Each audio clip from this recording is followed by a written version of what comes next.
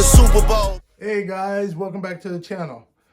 So in some of my past videos, you guys saw me do the front Brembos and rotors all on there, installing those, painting the calipers and everything.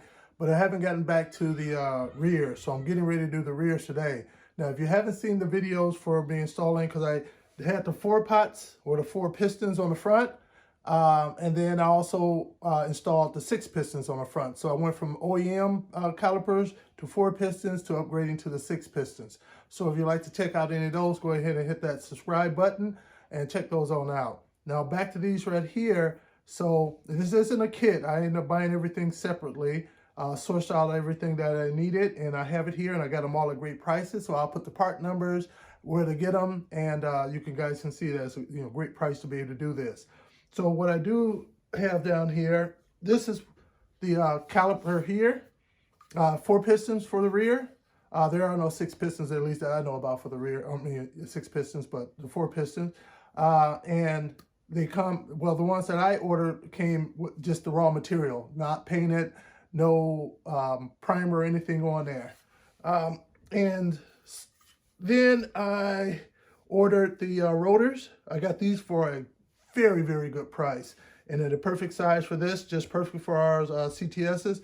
And this setup right here, you can use on the CTS, CTS-V, you can use on the G8, the G8 GTs, meaning the G8 base, that is, the V6 models, or the G8 GTs with the V8s, or the Chevy SS. So this setup can be used on any of those. And from ZZ Performance, again, another place that I always frequently go to and buy things from, I got the bolts from them. So these right here are the bolts, the mounting bolts. And what comes with the calipers would be the kits, the hardware to be able to put your rotors in. I mean, your brake pads in. The brake pads should be arriving today or tomorrow, but you guys know what those look like. And I got a great price on those too, and I'll put those down in the description as well. Now back to these calipers over here. They do come unfinished, so you're free to have them powder coated, which to me, powder coating is by far the best way because it's the most durable and it looks good.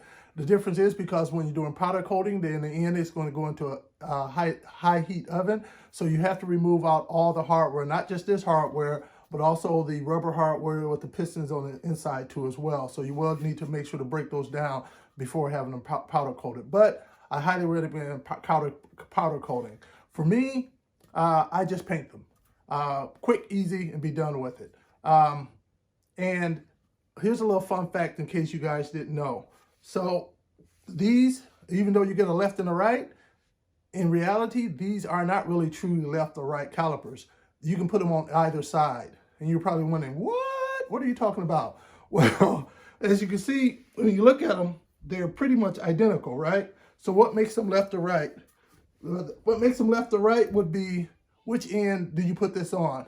You see this is over here, the crossover tube, and then you got your bleeders over here on this end.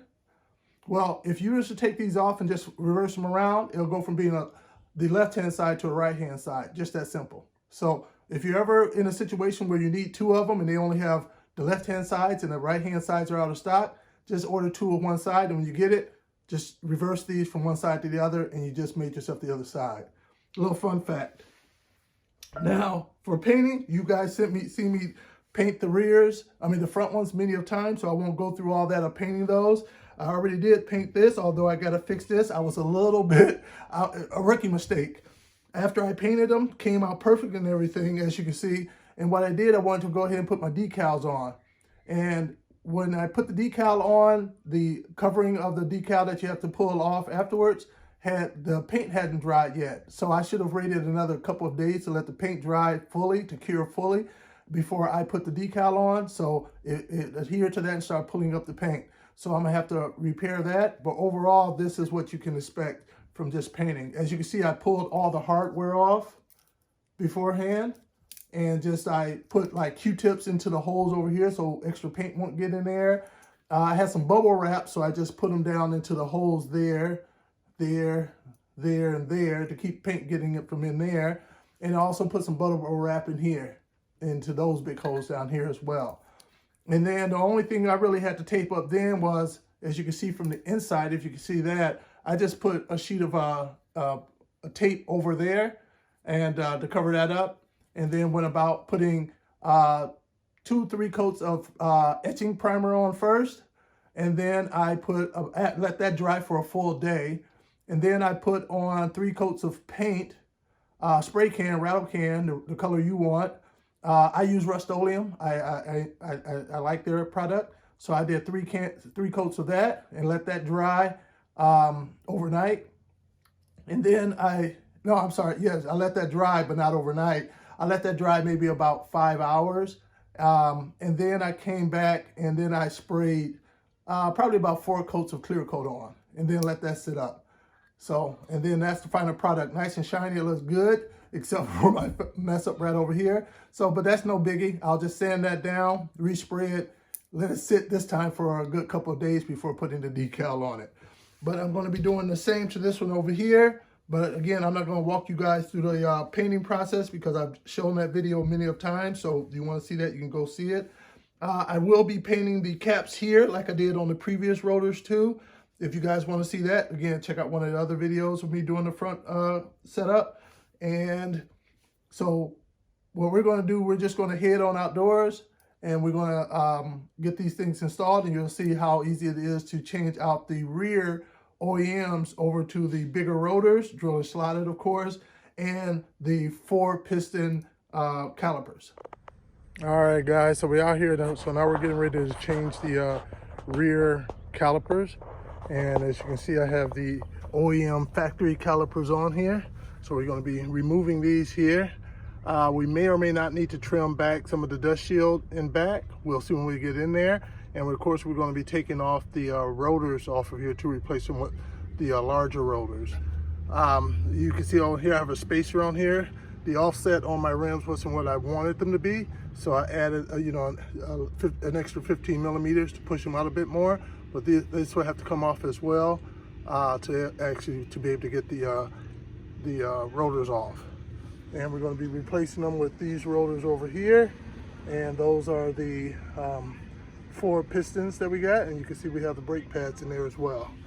So let's get this started. All right, you guys see me do this enough time where you should know it by heart. We're going to have to remove our brake line back here, 1 bolt. Real simple. We're going to pinch off this line so that we can lose as little fluid as possible, brake fluid.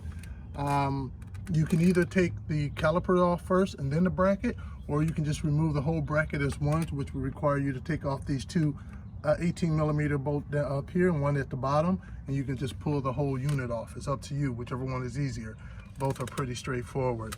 And then up here we have our 19 millimeter lug nuts up here that's holding our spacers on. We're going to pull those off. There's a 14 millimeter for the calipers.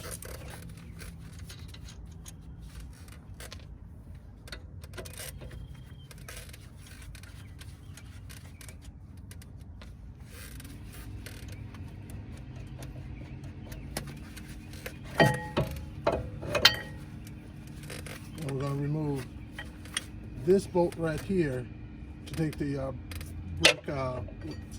brake line off. But I'm gonna do that last, so as little fluid is lost as possible.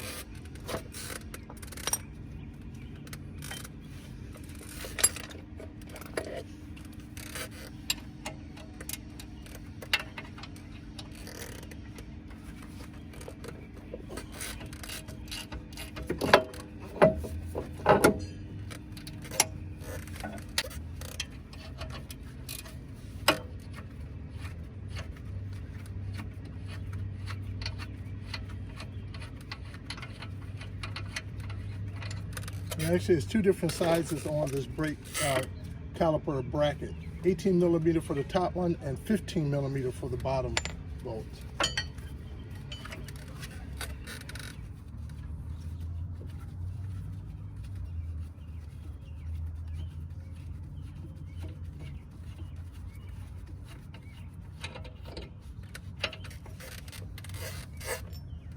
Two different sizes.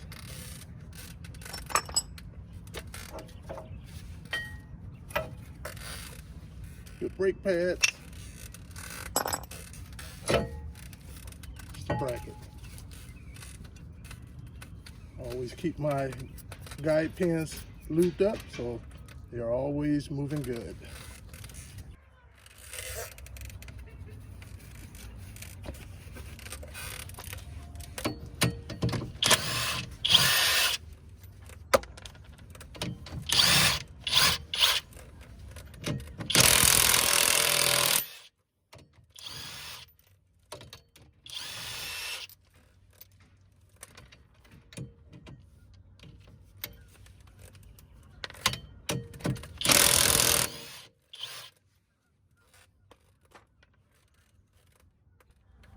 All right, so here's a little trick to get off your old, but your spacer if it's hard to get off. Like right now, it's pressed on there real good, real tight.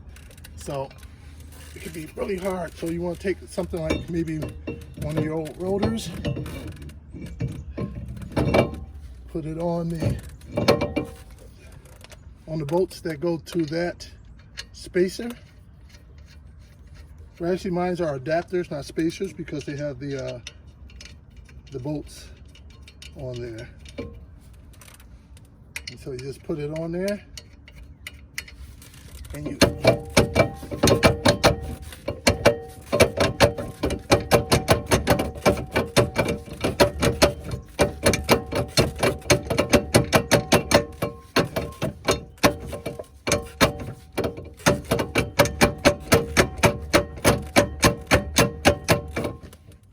if you pull it enough time, you'll get a bit of a gap in there, which will allow for you to get your flathead in there, and then that'll speed up the process even more.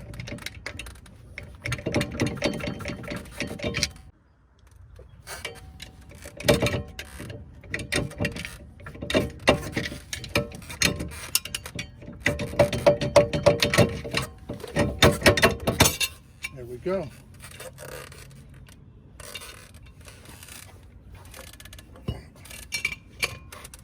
Now you want to remove your set screw out of there, and this should be a number 25. I always put anti-seize in mine to make sure that it's easier to come out when you need it to.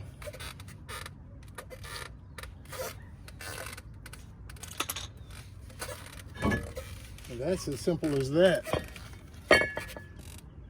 All right, so now I'm going to close off the hose. I'm going to use this right here to close off the hose for the brake line.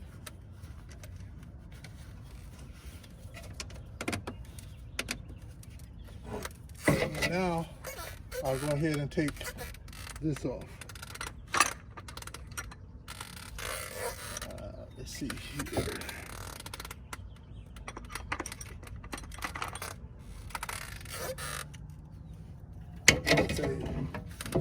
Using an 11 millimeter.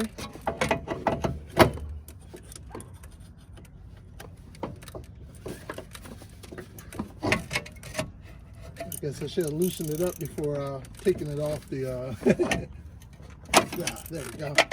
Wasn't bad.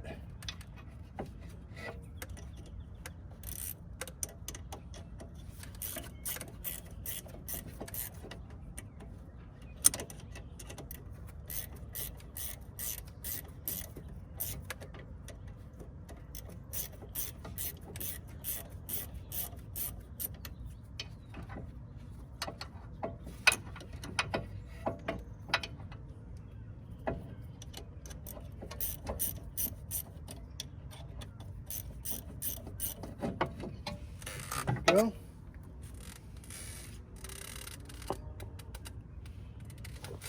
And I'm going to keep this up high to reduce the amount of fluid that can actually drip out. Even with the clamp on, some can drip out. In case you guys wanted to know what's the size difference between your factory rotors versus the ones for the 4 piston, there's your size difference right there. Significantly bigger. And this will be the size difference between your original factory OEM front rotors. So these will be the size that will be on your front rotors, your factory size. These are the rears are even bigger than that.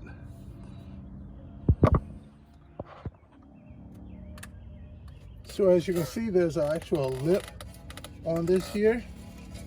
So I believe that's probably may require me to cut that lip off, but I'm going to do a test fit just to see. Well, first, let me do a test fit with the caliper. And remember, with the calipers, the bleeders always point upwards towards the sky. So if we put that on here, from what it's looking like to me, we should be golden. No clearance issues from this right here at all. So I don't need to trim it down from the standpoint of putting the 4 pistons on here, but let me see what needs to be done for the rotor. And remember, these should always be pointing towards the back. You see how they kind of go back that way?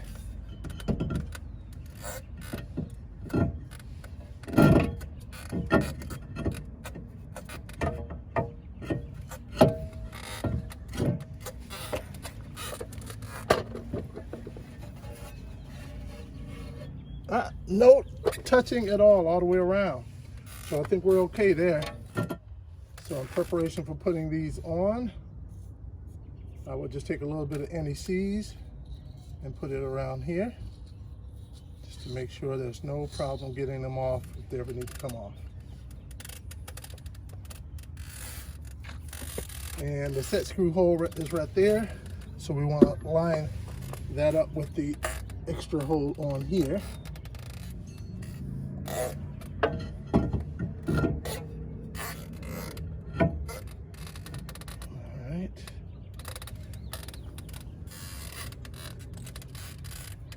And now you can see why the set screw is needed, just simply to keep it in place.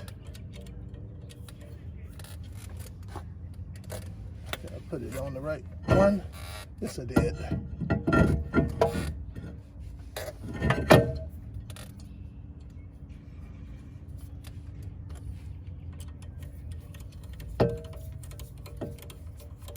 And I'm sure you're noticing that I did paint the caps on these black. If you're wondering why I paint them black, if you ever go out and take a look at yours that are unpainted, they're probably kind of rusty, especially since brake dust may get on them, and that brake dust, it has metallic flakes in there, so that easily rust on a humid day, on a rainy day or whatever, and they just look more and more crappy. Paint them black, they always look good. Put my finger around there just to make sure there is no contact at all. And I seem to be golden. So now I have 2 of my bolts. I mean, again, these are the bolts that I got from ZZ Performance to go with the 4 pots, the 4 pistons. So in preparation with putting them on, I'm going to put a bit of blue Loctite on the bolts.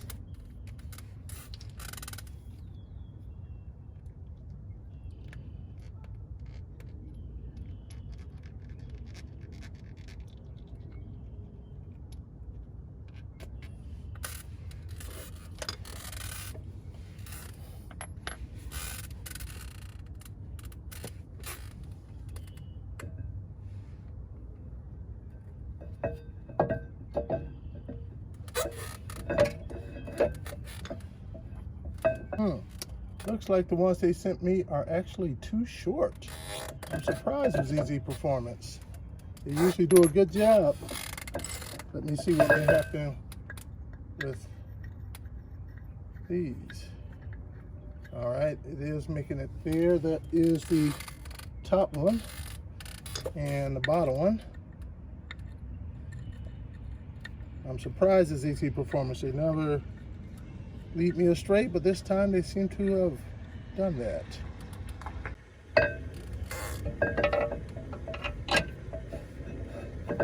So we're going with the factory bolts, everyone. So it wasn't fitting. The holes were not lining up, and I think I know why. From what I can tell, at first I thought maybe my rotors were too big, But from what I can tell, if you can see this right here was hitting the caliper that was supposed to line up over here. That part was hitting here before it was able to line up with the hole right here. So I'm going to have to trim this part back a bit. So I'm going to trim this part back again with my angle grinder.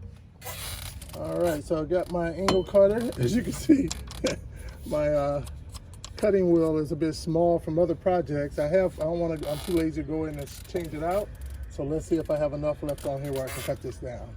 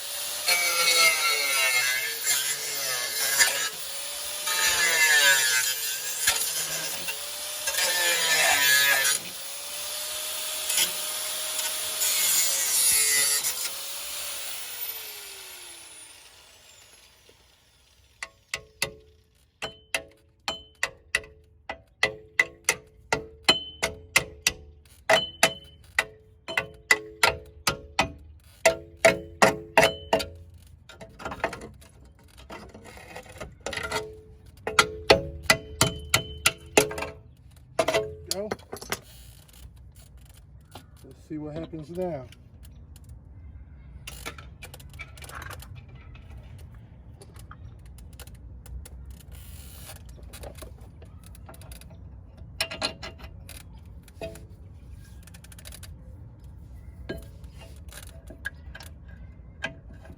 Perfect.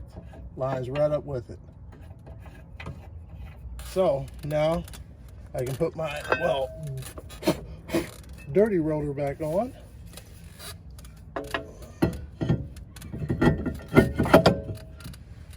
Find my set screw.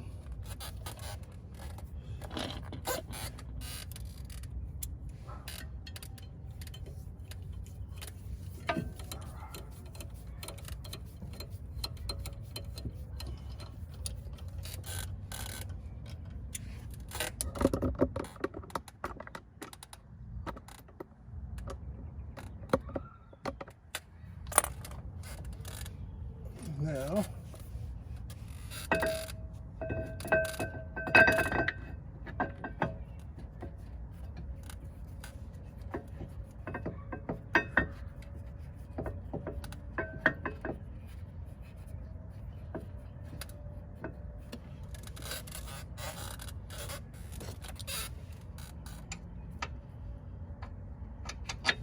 so the factory bolts fit perfectly.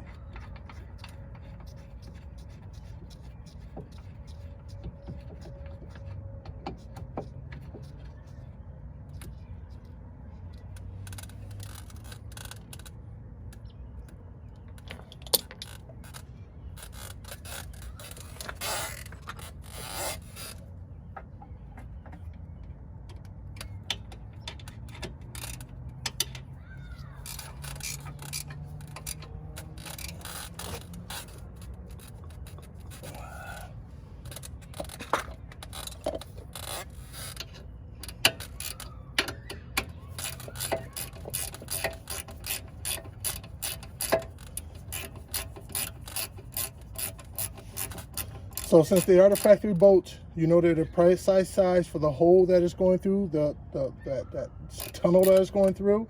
And of course it's threading into here perfectly, so there's no play anywhere in there at all.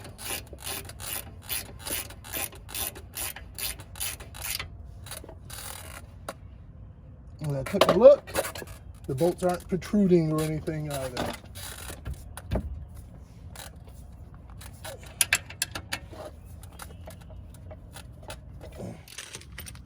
All right, so in your kit, you're gonna have all your pins that you need, your bracket, and you're also gonna have two of these brass ones for each side. So in each kit, you should have two brass ones. you're going to have to put those on. Don't reuse your old ones on your brake line because they're kind of like crushed brass ones and you don't want them to leak. So take that extra couple seconds and change those out when you put them on. So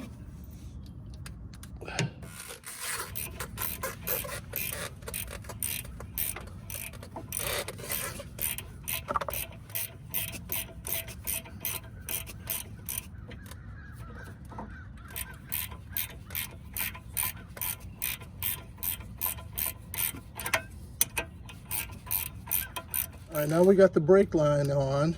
Now we're going to put the brake pads in, and of course we're going to use my favorite stuff right here. I think this is the best stuff out there. So the first thing we want to do is put the brake pads in, and what I like about my brake pads is that they of course have the soft pad on the back to help reduce the chances of you having that horrible squeal when you have 6-piston or 4-piston calipers. I mean, they can be horrible. But I like to lube up every place where the pad touches metal. And don't get this stuff on the actual rotor. All right. And then I'll put some on the ends down here.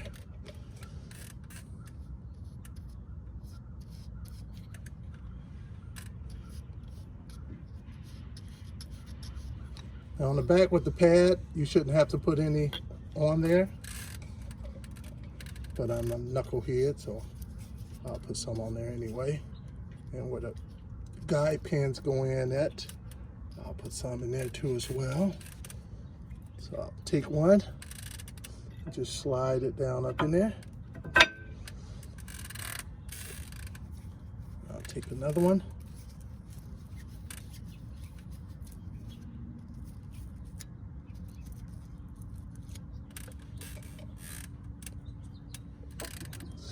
Down up in there.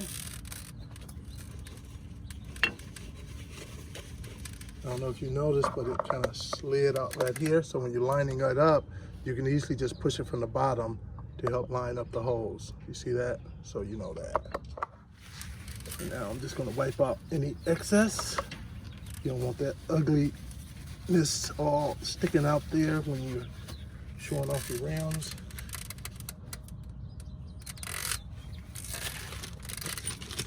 Next, we're going to go back into the kit and get out the last remaining pieces.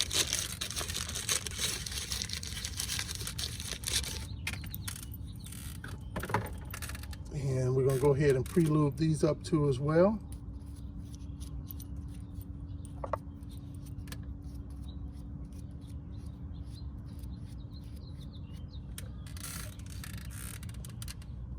And these are going to be put in from the back.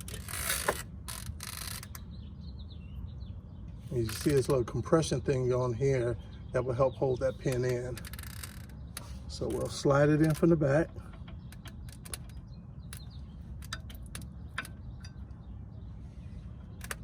I'm pushing it up from the bottom like I showed you earlier. Lining it up. And I'll just take a hammer, which I believe I have one out here somewhere.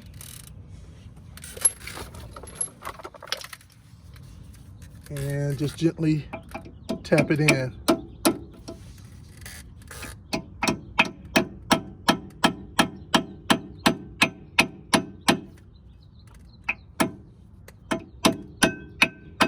And you'll know it's all the way in when it's flush back there.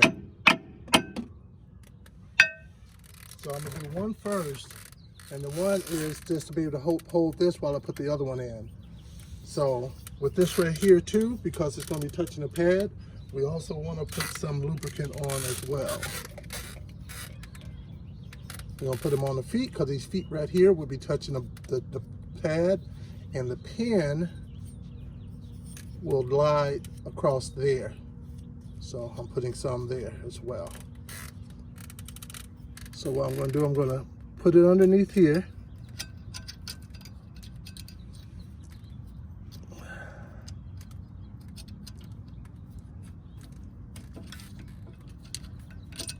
The front ones gave enough room, but like these may not give enough room for that, hey? So I may have to slide that one back out in order to get it in there.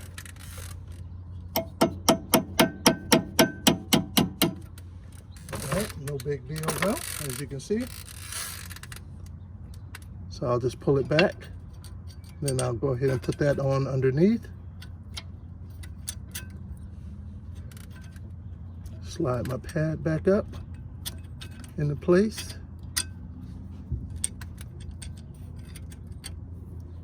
And now I can hit it in.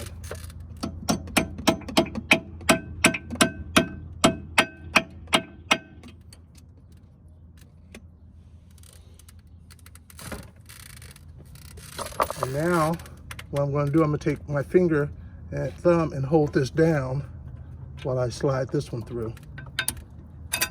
Oops. One underneath.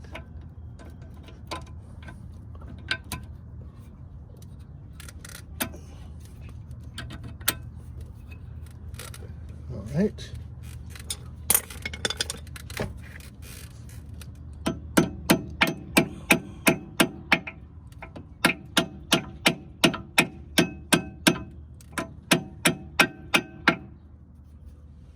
And there we go. And you can kind of see the pin starting to come out. That is another visual to help you know everything is okay. I'll just wipe off that excess.